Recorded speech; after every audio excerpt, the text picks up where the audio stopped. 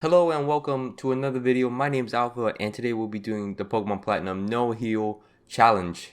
Now if you do not know what the challenge is, the rules are in the description, but basically we're trying to beat the game, trying to beat the Elite Four and the main story, collect all 8 badges without ever using a potion, revive, blacking out, without using any moves that will recover our HP that does not output damage. We are allowed to use status removing items and PP restoring items such as ethers and max elixirs and full heals, so those are allowed, just no HP recovery. To be honest, this is a pretty hard challenge, so we're gonna start it off. It's very slow because it's Gen 4, but Platinum has renovated it to improve the gameplay, so at least we have that going on. So as it seems a trend's going on, we always choose the water starter because, well, I always think the water starter is the most balanced because they're tanky and they do enough damage.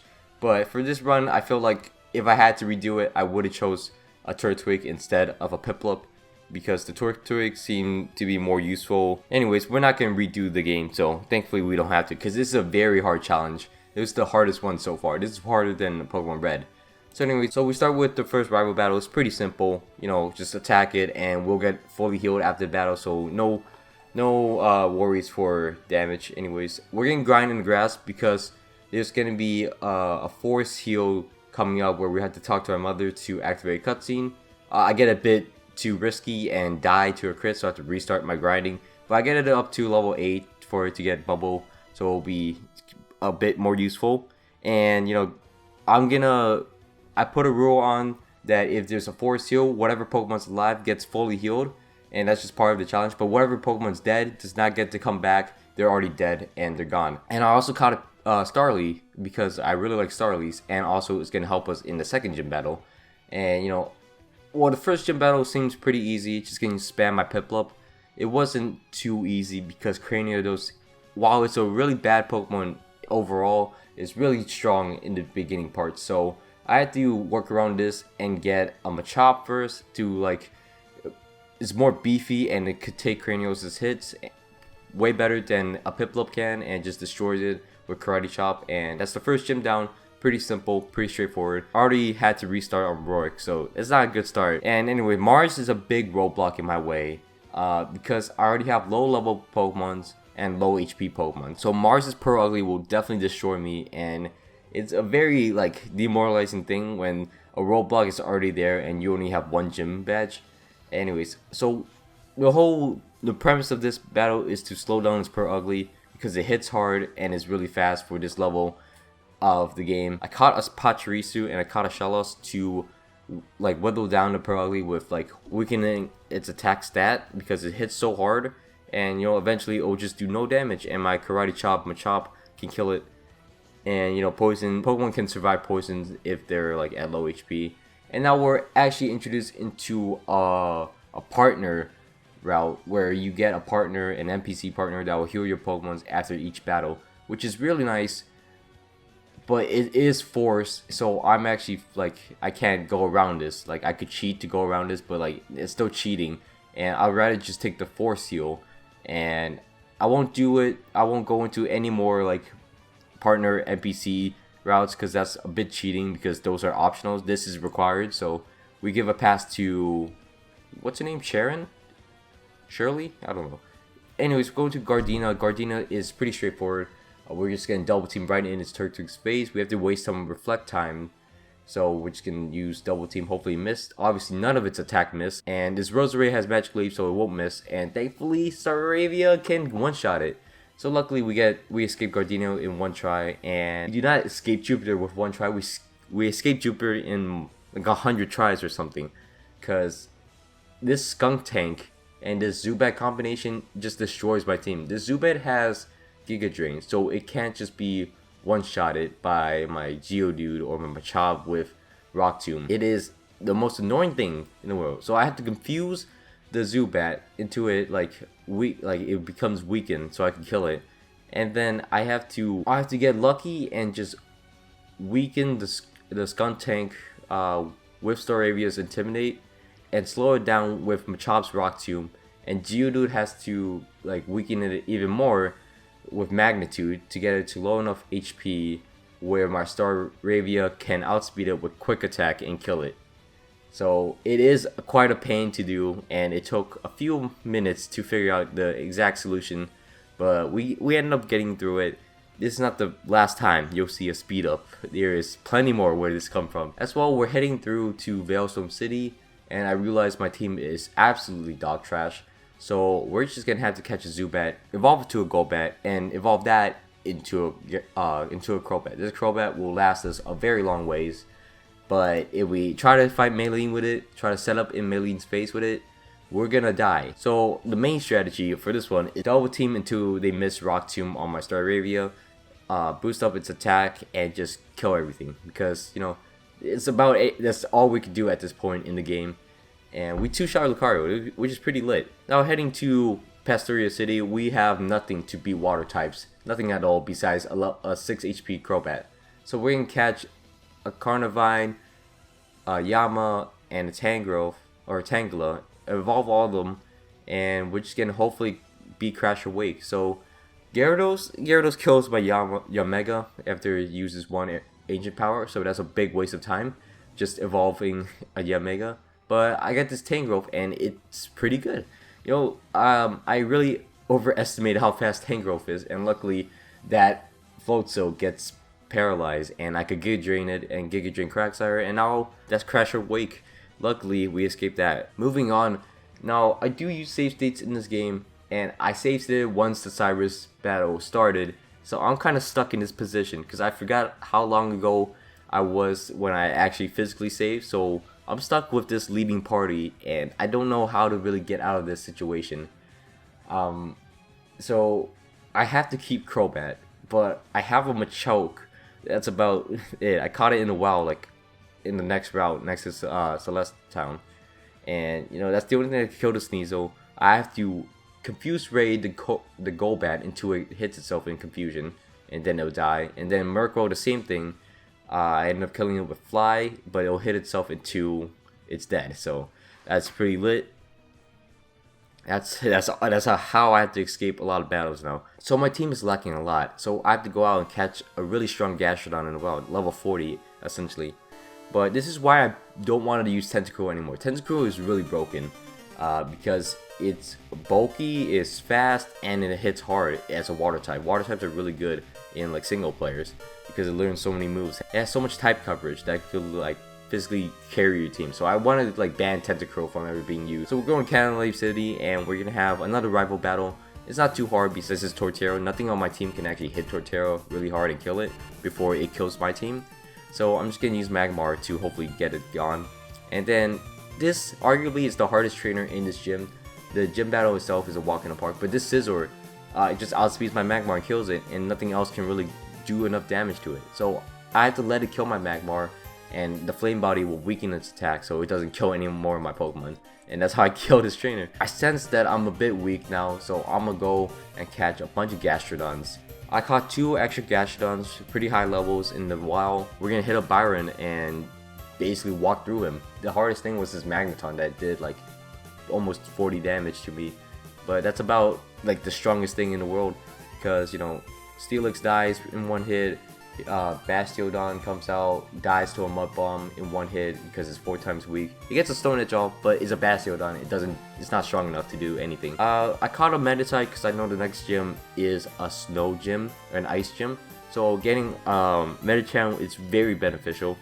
I got 2 of them because one of them is in red HP. So I'm fighting Candace from Snowpoint City, and you know apparently every time I train up a Pokemon, it's gonna die from the beginning Pokemon. So all my training and all my preparation is really worthless because I end up doing the same strat: confuse the Pokemon, hit it with Fly, and hopefully it just doesn't hit me. And eventually Obama Snow will get whittled down by that as well.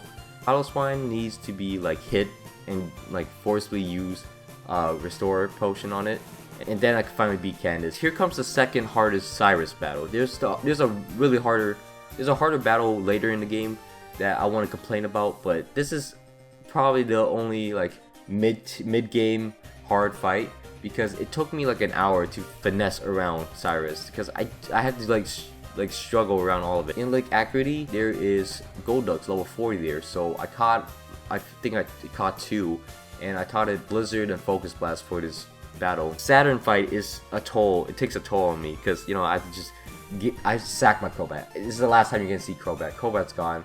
Toxicroak's dead, and there's only one Pokemon left, which is Bronzor.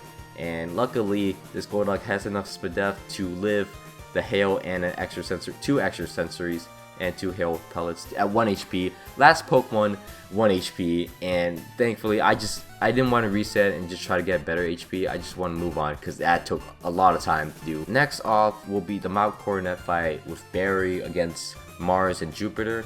It's pretty demoralizing when you have to depend on Barry a lot because his Heracross will kill everything for you. And luckily, I also level up with my Bronzong. This is very key to get Gyro Ball on this Bronzong. You'll see later. So after this fight, Barry will actually heal all your Pokemons, which is very nice. Too bad I lost my Medicham early on in the fight, so my Medicham's gone. So I'm going into the Distortion world with 4 Pokemon. We're in the Distortion world, and we're gonna have to fight the final Cyrus fight, which is a bit hard if I have to say so myself. There's a lot of finessing. Like I have to use a Beat Barrel yawning on a Houndoom and then make it go to sleep, use my Weavile to put an X attack on so it could 2-shot this Houndoom with Rock Smash. It has to have a 3-turn sleep, I believe, just for it to kill the Houndoom. This took so many tries to do. And then here comes the Honchkrow. I have to swagger it and make it hit itself twice in confusion for me to knock it out. And then next is his own Weavile, which uses Fake Out, so I have to use an X defense on my Bronzong to lift Night Slash at a reasonable HP and knock it out with Gyro Ball. Next is a Gyarados, which I have to Toxic with a Golduck I caught in Lake Acri. And then I have to bank on Swagger Confusion for it to die. And this is very important because he breaks through at one point, but he misses an Earthquake. And why he misses an Earthquake is because I actually used Flash early on with my Bronzor before I cut off the clip. So thankfully that Flash came in handy, and his Crobat decides to just Toxic me instead of hitting me, and I get away with it and I kill everything. We evolved my last Pokemon, but I did beat Cyrus after that attempt. Giratina is pretty straightforward. This will be on my team and I have to catch it. I'm catching this Giratina because I want it on my team. And then we head to one of the most magical moments in our Let's Play careers. We're going to try to catch Uxie at full health. And you know, something strange happens. You know, all these attempts with these great Pokeballs, I ran out of really good Pokeballs to use, so I used a random Pokeball and I caught it. Whoa! At full health. And then I went to Azov's Cavern and then threw one Quick Ball and got the same result in a capture. Yeah! Easy! So that was probably the luckiest things ever happened. And we have 3 legendaries on our team, 2 of which are going to be useful and Uxie's going to be utility. So next up, we're heading to Volkner's. We can give Giratina a Cherry Berry because this Jolteon really likes to use Thunder Wave, and we're just going to set up in his face 1x attack and 1x speed, and then we're going to remove the paralysis, and then we're going to sweep through Volkner's team.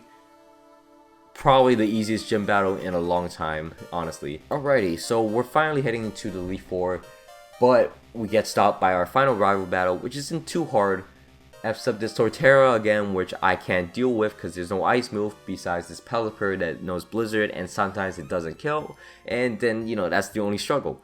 Anyways, so I took 45 minutes trying to finesse my way through Aaron, and Azelf has Fire Blast, but sometimes it doesn't kill all the Pokemon. And luckily I get a burn on the Heracross at one point and it kills after a few attempts. And then I head to the next one, which is a ground leader. I just have to use the Pelipper I caught and just use 3 special X specials on the Pelipper and just surf my way through everything. Besides the Hippowdon, I got a lucky Blizzard freeze on it, which I actually really needed because, you know, it doesn't attack me now and I could kill it in one shot. Don't have to waste any HP on my other Pokemons. Pelipper at this point is really useless. I can't use it at all anyways. Now here comes the hardest battle. This is the hardest battle imaginable. I took almost 2 hours trying to find my way through Flint's team because Giratina cannot lose too much HP because it has to have enough HP to take Lucian's Pokemon. Now I have to work around that and a Rhydon with only Rock Blast, but eventually I get through it. And at this point I'm at the home stretch, so I'm gonna sacrifice Azelf as utility and use Taunt on the Mr. Mime so I could slow it down for 1 bit before it sets up screens. I can set up screens and then use my Giratina as a setup wall. Take all the psychics and then put some X attacks on me and then kill all of his team. I ended the battle at 30 HP about, and it's not the greatest, but I have to work with it. This is the only way to work with it. Now, I was fine with this because Cynthia may be hard, but her first Pokemon might be her weakest Pokemon because it doesn't do enough damage, and we could just yawn it. Both my Pokemon are weak to a stab, but I could yawn it, put it to sleep, and then I need a lot of luck for this situation because I needed to put an X special, 2 X attacks, and then hit it, put it down to full restore range, and then make it use a full, and then use another X special when it uses a full restore, and then I'll be able to kill it. Now, this did take a lot of time to learn, but not as much as Flint's situation. It did not take me an hour, it took me like 20 minutes to find out. But I taught it Thunder because it has to kill Lucario and Milotic in one hit or I'm dead. And then the rest of it is pretty straightforward. Dragon Pulse to Roserade. And all the pain, all the suffering of this 15-hour run. There's just one Pokemon left before I'm finished with this run, and it is the Togekiss.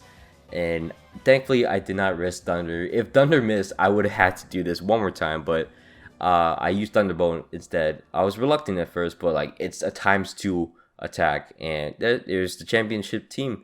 A lot of it's dead, but you know, that Rhydon from Flint's Elite Four chamber is still alive, and the Giratina to carry me is alive.